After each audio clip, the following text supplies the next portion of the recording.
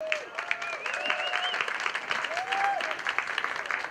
teachers. Hello, educators. Hello, community members. Hello, El Paso. And hello, we send greetings to everyone from the great state of Texas. We in Corpus Christi, Texas have been at the forefront as far as our union practicing social justice unionism for the last 5 to 6 years. And one of the things that we do is that we form coalitions and with the South Texas Human Rights Center. And if you're not familiar with the South Texas Human Rights Center and what the work that we do in the Corpus Christi American Federation of Teachers, well, I'm just about to tell you.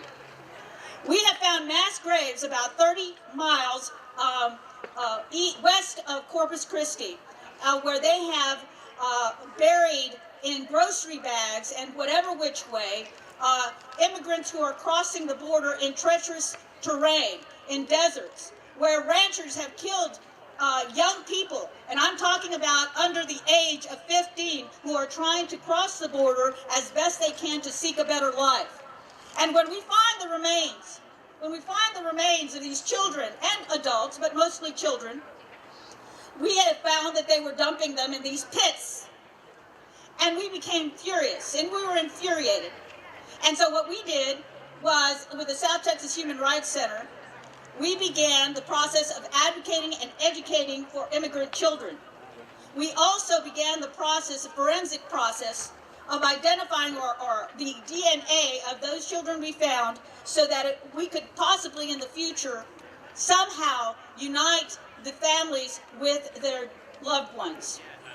We're also out there trying with other organizations in the valley, because I'm going to tell you right now that in the trenches out there, we see people who are coming here through the process of asylum legally, and they are being forced to stay out in lines outside of beautiful buildings where there are facilities where they can drink water.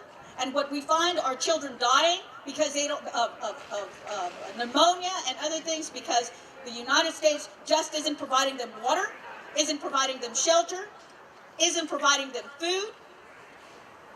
Now, those are human atrocities. And if we don't do something about it, no one else will.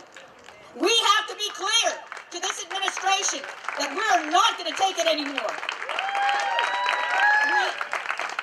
We are not going to take it anymore. And one of the other things that we're doing in social justice unionism in Corpus Christi is and Wanda's going to tell you a little bit more about what she's doing in San Antonio, but of course the citizenship classes.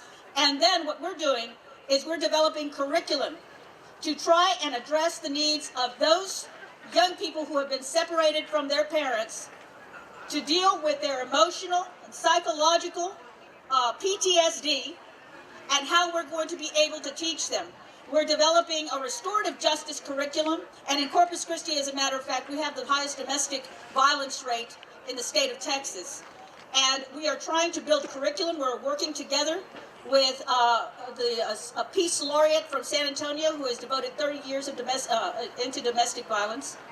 And we are going to bring all our community together to help the immigrant children and those especially separated from their parents. And I hope you will join us, because one of the things that we also do at the South Texas Human Rights Center is that we provide water barrels.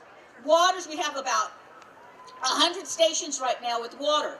And then we go out there and fill them with water, and of course sometimes the Border Patrol knocks them over and just dumps the water. We know that for a fact. So we have to deal with that, but we haven't given up.